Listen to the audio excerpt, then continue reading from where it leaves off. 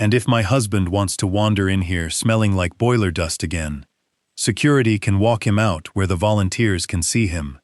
My wife, Adrienne Mercer, says into the standing microphone at Halcyon Memorial's Monday operations briefing, and the line lands under the auditorium lights, hard enough that even the orthopedic fellows in the back stop whispering. I am standing beside the left aisle in a navy work jacket, with a Klein flashlight clipped to the chest pocket, a paper cup of burnt coffee cooling in my hand, while two security officers in gray blazers turn toward me, because her badge outranks theirs, and because a room that large always obeys the nearest voice. What none of them understands yet is that the Vail Family Health Trust placed the controlling vote of this hospital in my hands 12 years ago, and that I am going to use it once, on April 18th, in this same building, after the room hears what I heard. Until then, I do not say another hard word to my wife. Before this is over, the same staff that watched me walked out will hear the recorded dispatch call I listened to alone in my truck at 7:12 that night. If you stay for stories about real people, real decisions, and what the cost looked like when quiet men kept records, instead of raising their voices, subscribe. I let Officer Benning take my elbow, because resisting would have turned Adrienne's performance into the truth she wanted. The auditorium smells like lemon disinfectant and stale pastries from the volunteer cart outside, and the carpet under my boots is the same blue pattern the hospital chose during the 2016 renovation, when I spent 3 nights in a row checking subcontractor welds behind the east wall oxygen manifold. Benning will not meet my eye. The younger officer, a woman named Tasha Bell, gives me the sort of look decent people give when they know they are in the wrong line of a bad photograph. Adrienne has on her charcoal suit the narrow silver earrings her mother gave her at our rehearsal dinner, and the clipped voice she uses when she wants a room to remember rank before content. She is speaking about throughput, discharge times, and professional boundaries, and each phrase is polished so smooth, it slides past the fact that she has just used her own husband as a lesson in hierarchy. I live 3 miles east, in a brick duplex off Murray Hill Road in Little Italy, where the alley behind the garages carries the smell of basil from La Dolce Vita after 6, and radiator steam before dawn. I usually reach the employee deck on Cornell Road by 5:40 every morning, in my gray Tacoma Park, on level 2 under the flickering aisle C lamp, and walk to a green steel bench beside the sycamore at the edge of the south lot. That bench is where I finish my first coffee from a dented Stanley mug and look at the lit windows of the children's tower before going downstairs to plant operations. I am 46 years old, 6 feet even, and I run the boilers, chillers, backup generators, med gas alarms, pressure reports, work orders, and every emergency repair nobody notices until a room goes warm or a pipe starts talking in the wall. Hospitals teach you that the most important systems are the ones people only mention when they fail. I was made for that kind of work long before I knew I had been made for anything else. My father used to tap the crystal of his Hamilton watch and say, "Time tells on everybody if you let the room stay quiet long enough." He said it at our kitchen table on East 117th Street when I was 14, and furious at a baseball coach who blamed me for a game I had not lost. He said it again in the service elevator at St. Agnes South.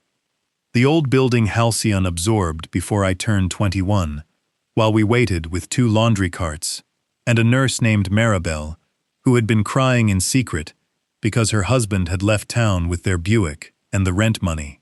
My father was not a speech man. He believed more in tightened bolts than public wisdom. When he gave you a sentence, it usually meant he had tested it against a hard season already. By the time he died, he had left me more than a sentence, but the sentence was the part I understood first. My family's history with Halcyon is the kind of thing people turn into plaques, so nobody has to examine it closely. My grandfather helped pull the original charity hospital out of a church basement in 1968, after a foundry accident on Carnegie Avenue filled every bed in Cuyahoga County. My father spent 34 years turning additions, mergers, and donor promises into an actual institution. People in Glenville and Shaker Heights could still reach when the freeway buses were late. The hospital's public face was always board chairs, physicians in tailored coats, women with campaign folders at winter dinners. The private face was cinder block, service corridors, invoices, and men in steel-toed Red Wings who knew which valve could not be touched in January. When the papers from my father's study came to me in a cedar box after the funeral, I put them back in the box and went to work the next morning, because buildings still need heat when old men die. I met Adrian Mercer on a wet Thursday in October outside the emergency department loading drive, when she was a charge nurse with a clipboard under one arm and rainwater running off the hood of her black Accord. A pneumatic door near triage had started sticking, and I was kneeling beside the track with a socket wrench while she held the umbrella badly and told me the hinge looked offended. That was the first thing I liked about her. She was beautiful, yes, but beauty gets less mysterious once you have lived long enough. Precision was what caught me. Adrian remembered names, room numbers, insulin schedules, and which resident had lied to her 2 weeks earlier about a misplaced chart. She liked that I showed up when I said I would. We spent our first winter eating takeout pad thai in my kitchen, under a bad pendant light, and watching snow crust on the duplex windows while she practiced presentations for her administrative fellowship, and I stripped varnish off a shelf my father had built. The early years were honest. We married at St. Paul's on Euclid Avenue in November, with 43 people in the pews, chicken piccata in stern silver warmers downstairs, and her mother wearing a navy dress with seed pearls at the collar. Adrian knew my father had founded more than one wing, and that our last name still lived on donor walls. But she thought of that history, the way bright people think of old money they have not touched, decorative, faintly embarrassing, already spent by wiser hands. I let her think it. Some of that was privacy, some of it was cowardice, dressed as modesty. I told myself the hospital needed fewer men announcing ownership, and more men tightening what leaked. She rose fast, because she earned it fast. Director, vice president, then chief operating officer, before she turned 42. I rose slower, because I preferred a wrench to a podium, and because power never looked trustworthy to me when it arrived too polished. The first sign of distance was not another man or some glamorous lie. It was impatience with anything that did not photograph well. Adrian started calling older units legacy drag, and the free shuttle from East Cleveland an emotional subsidy in private rooms where the coffee came in real cups. She came home later. She began correcting my clothes with her eyes before her mouth. At dinner on a Tuesday in March, with roast chicken from Heinen's and green beans going soft on the platter, she said the hospital needed to feel aspirational if it was going to compete with systems in Columbus and Pittsburgh. I said aspiration was fine, but dialysis patients still needed a ride home at 9:30 p.m., and radiology still needed functioning exhaust fans more than a marble donor lobby. She set down her fork, looked past me at the stove clock blinking 8:17, and said, "You still think this place is a building?" It was the first time I heard contempt-wearing strategy.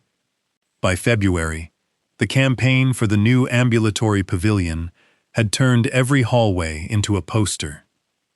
Adrian hosted donors in the glass conference room over Prospect Cafe and started speaking about culture alignment, the way some people speak about weather, as if nobody caused it and everybody had to dress accordingly. She wanted me to stop wearing my work jacket upstairs. She wanted me to use the executive entrance when we arrived at the same event, though we almost never arrived together by then. She wanted, without ever saying so plain, a husband who looked better near a microphone than a boiler room. One Friday after a planning dinner at Pier W, she told me the hospital was entering a more visible era, and that my habit of walking into operations meetings with grease under my nails made her look unserious. I asked whether the grease had shut down an OR. She laughed once through her nose and rolled down the car window an inch, as if the answer had changed the air. The humiliation itself happens on March 23rd, a Monday, with sleet on the med-surg windows and a line at the Starbucks kiosk so long it bends into the gift shop. I go upstairs because overnight engineering has found repeated moisture readings behind the West Imaging Suite, and the contractor Adrian pushed through procurement 3 weeks earlier has submitted clearance paperwork without the insulation photos required by our own standard. The all-staff briefing is already underway in Harkness Auditorium. But the contractor's field supervisor texts me that Adrian signed off in person and told him to take direction from operations, not facilities. That sentence alone would have been enough reason to step into the room. I stand by the left aisle, wait for the throughput slide to change, and ask from where I am whether she wants the moisture report reviewed before environmental services seals the wall. The room pivots. She does not answer the question. She gives them a lesson instead. Then security walks me out in front of surgical schedulers, transport aides, residents with paper plates balanced on their knees, and 3 trustees who came early and pretended to study the handouts. In the lobby outside, Tasha Bell says, quietly, "Mr. Vale, I'm sorry." I tell her she is doing what the badge in her earpiece told her to do, and that she should write the time down before she forgets it. She glances at the digital wall clock over volunteer services, 8:43 a.m., and repeats it under her breath. That matters later. Benning asks whether I need my truck brought around, as if I have been trespassed from my own life. I say no. I walk past the piano no one has tuned since Christmas, past the rack of sunflower umbrellas in the gift shop, and out into wind, cold enough to sting the inside of my nose. I do not slam the Tacoma door. I do not call Adrienne. I sit with both hands on the wheel and watch a respiratory therapist in purple scrubs hustle across the crosswalk, carrying a Chick-fil-A bag, like something still normal has to make it into the building before the day hardens. At 11:20 that morning, Marcus Bell from Supply Chain finds me in the central plant near Chiller 2, where the floor smells faintly of machine oil and bleach. Marcus and I grew up 12 blocks apart and played JV basketball badly at St. Ignatius. He is the one friend I kept inside the hospital after marriage made everything else crowded. He leans against the workbench under the single gooseneck lamp and asks one question, the way only old friends can ask it. "Are you protecting her," he says, "or are you just delaying what she already did?" I tell him, delay is not the same as denial. I tell him a room that believed her once would need to hear her twice. I tell him if I move too early, this becomes a marriage fight, and if I move at the right time, it stays what it is, an abuse of a hospital for applause. He rubs his jaw, nods once, and says he should have spoken 3 weeks ago when he saw expedited invoices from a consulting firm tied to Adrian's campaign people. That was his apology. It was smaller than the truth, and bigger than most men manage. The first hard piece arrives at 7:12 that evening. I am in the Tacoma, on level 2, with the heater clicking and a Burger King coffee going lukewarm in the cup holder, when Miriam Sloan calls. Miriam handled my father's estate, speaks like every word was measured before it left the page, and never asks a question she has not already reduced to sequence.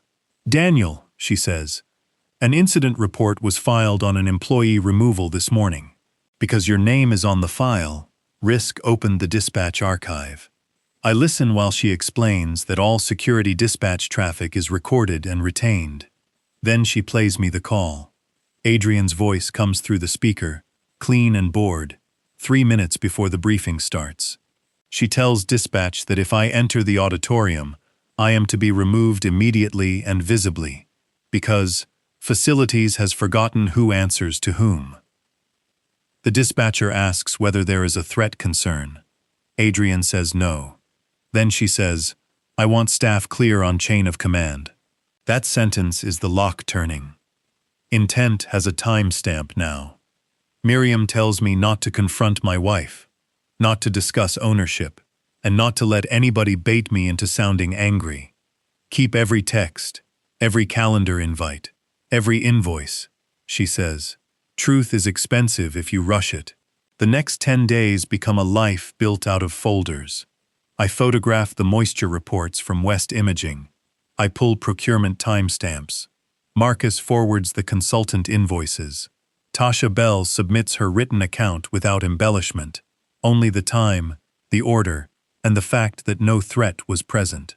A compliance accountant named Priya Natarajan notices the imaging contractor's approval path, skipped facilities review, and flags 3 more fast-tracked authorizations linked to Adrian's office. None of it is dramatic in the moment. It is spreadsheets, badge logs, dispatch files, and a chain of signatures people assumed nobody quiet would ever bother to line up. At home, Adrian moves through the duplex like a tenant in a furnished rental. She heats tomato soup in the Le Creuset we got for our wedding, takes calls on the back step, and never once mentions the escort.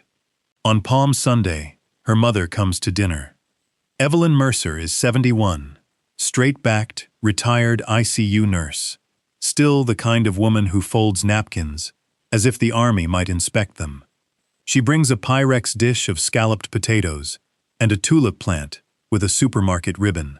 We eat at 6:30 under the same bad pendant light, where Adrian once practiced presentations with note cards balanced against the salt shaker. Evelyn talks about the auxiliary luncheon, the chapel carpet replacement, and a donor from Shaker Heights who keeps trying to name things after herself.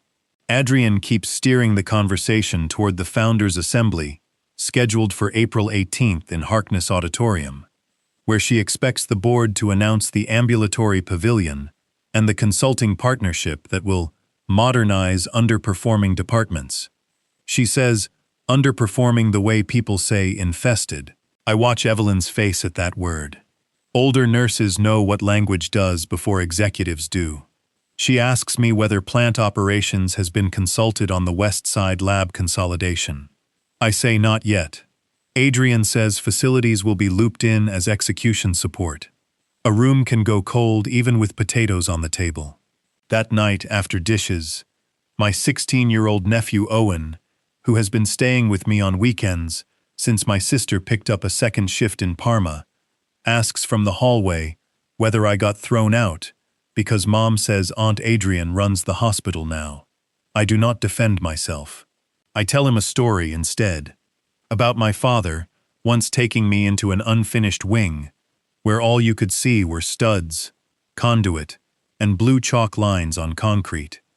He said a building told the truth before the drywall went up, and that grown people often preferred paint because it saved them from meeting the frame.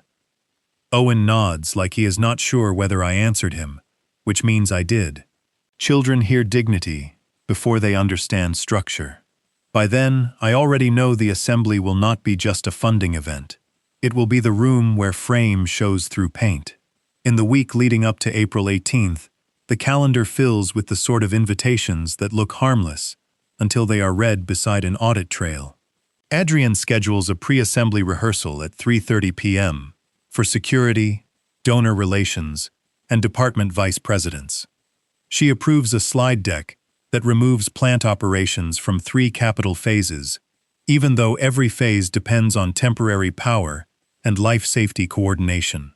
She asks HR for language on disruptive legacy employees. She forwards talking points to the board chair, Charles Benton, describing me as emotionally tied to obsolete systems, without disclosing that I am her husband. That omission interests Miriam more than the insult. People hide relationships when the relationship weakens their case, she tells me in her office on East 9th, where the window looks down on buses breathing at red lights. On her desk sits a yellow legal pad, a glass paperweight, and the dispatch transcript, with Adrian's line highlighted once in blue. I do not sleep much the night before the assembly. At 5:40 a.m. on April 18th, I sit on the green bench by the sycamore, with black coffee and a sausage biscuit wrapped in wax paper from the gas station on Chester Avenue. The sky over University Circle is the color of old stainless steel. Nurses in seal blue scrubs cross the lot in pairs. A courier van backs toward receiving, with a long electronic beep. From where I sit, I can see the chapel window and the top 3 floors of the children's tower, catching first light.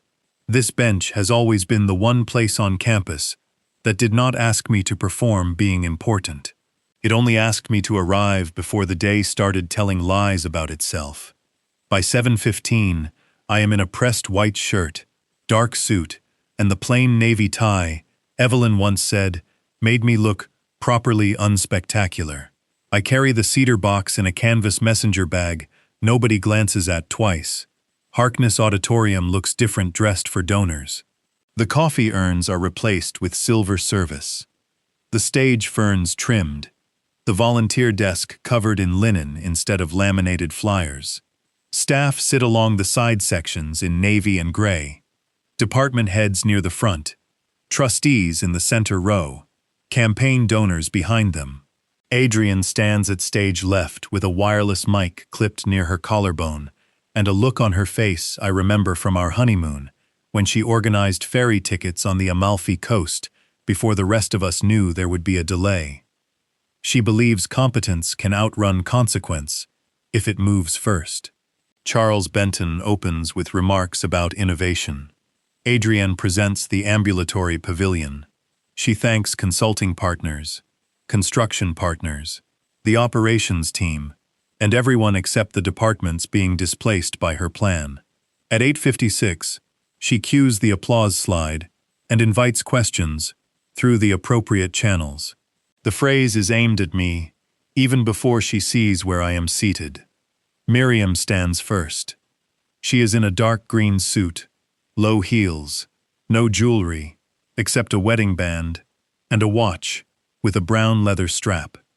People in hospitals notice attorneys, the way deer notice fence lines. She thanks the chair, says she is counsel to the founding family on a governance matter tied to the assembly agenda, and asks that a previously filed compliance packet be entered before any vote proceeds. Charles looks irritated, in the way men look when paperwork arrives, wearing a spine. Adrienne's expression does not change for 3 seconds, then changes all at once. She turns toward me. That is the only moment in the morning when she looks like my wife, instead of an officer of an institution. Not afraid, not sorry. Just suddenly aware that there is a door in the room she did not build. Priya walks the packet forward. Tasha Bell is already standing along the side wall in full security uniform, hands clasped, eyes level. The first screen shows the West Imaging approvals. The second shows procurement bypasses. The third shows the conflict language from HR. None of that moves the room as much as the audio does. Miriam says only that intent matters where power is exercised. Then she nods to AV. Adrienne's dispatch call fills the auditorium with the flat hum of recorded systems underneath it. Her own voice says there is no threat concern. Her own voice asks for visibility. Her own voice says she wants staff clear on chain of command. You can feel the room change when people hear a person tell on herself. It is not gasping. It is smaller than that. A chair leg stops squeaking. Someone folds a program and forgets to finish. One of the pediatric surgeons removes his glasses and cleans them, though they are already clean. Charles Benton turns from the screen to Adrienne as if seeing the difference between management and humiliation for the first time in his well-upholstered life. Then the final papers come out of the cedar box. Miriam does not perform them. She reads only what must be read. The succession instrument from my father's estate, The governance provision, placing the controlling vote with me until voluntarily transferred. And the written restriction against any executive action, diminishing charity access without my consent. I do not stand to enjoy it. I stand because people are looking around for the man they escorted, and find me 3 rows behind the board. Adrian says my name once, not loudly. It is the first unpracticed word she has spoken all morning. Charles asks whether the documents have been verified. Miriam says they were verified 12 years ago, and ignored by people who preferred org charts to ownership. Priya adds, because she is brave in the exact way accountants sometimes are, that several of Adrian's approvals appear designed to bypass known review authorities. That line does not end Adrian's career. The audio already did. The papers only tell the room why she never should have mistaken my silence for absence. Evelyn Mercer rises before Charles can regain the microphone. She is seated in the auxiliary section, wearing a cream jacket and the same seed pearl collar she wore at our wedding. Her hands do not shake. The room gives older nurses a respect it denies almost everyone else. She looks at her daughter first, then at me, then at the staff along the side aisles, the transport aides, monitor techs, unit clerks, and respiratory therapists, who have spent years absorbing executive moods, like weather they never chose. When Evelyn speaks, she does it without force, which is why the sentence lands like wood against a block. No one who humiliates a decent man for applause gets my family name or this hospital's trust. Adrian does not answer her. That silence is heavier than any denial would have been. She unclips her badge, sets it on the draped table beside the untouched water glass, and takes 1/2 step back, as if the stage itself has changed ownership under her shoes. Charles calls for executive session. Donors stare at their programs. The orthopedic fellows who laughed at the briefing keep their eyes down. Marcus, in the 3rd row near supply chain, looks at me the way men look when apology has arrived too late to be useful, but not too late to be true. I nod once, so he does not have to perform remorse in public. I came for truth to reach the room, not for everybody's tears. When I leave first. That mattered to me more than any vote taken after I was gone. I walk out through the side door behind the left bank of seats, past the framed black and white photographs of the old charity ward, and into the corridor where the piano still waits under dust and polished light. Nobody stops me. Nobody asks me to stay. Through the glass, I can see volunteers at the information desk, pretending to sort brochures while they listen for echoes. Outside, the April air smells like wet mulch and ambulance exhaust. I cross the drive, cut through the employee lot, and sit on the green bench by the sycamore, with both hands around a fresh cup of coffee from the kiosk near radiology. The same bench where I had spent years arriving unnoticed now feels less like a hiding place than a witness stand, after the verdict has already been spoken. By Monday, Adrian's contract is suspended, her consulting rollout is frozen, and her name is off the pavilion materials stacked in donor relations. Those are consequences, not satisfactions. A marriage does not become less broken because the public finally catches up to private truth. That night, I go back to the duplex on Murray Hill, set the cedar box on the dining room table, and listen to the refrigerator hum in a house that suddenly sounds too large for 2 toothbrushes in 1 ceramic cup. There is still her scarf on the hall hook, still her oatmeal in the pantry, still the small white dish she used for lemon slices beside the sink. Cost looks ordinary in a kitchen. That is one of the reasons people underestimate it. My father used to tap the crystal of his Hamilton watch and say, "Time tells on everybody if you let the room stay quiet long enough." He was right, but he never said quiet would spare you. It only spares the truth from being mistaken for temper. On April 18th, I leave Halcyon Memorial alone through the south lot at 10:11 a.m., past the chapel window, and sit one last minute on the green bench, under the sycamore, before driving home. I am not thinking about what I won.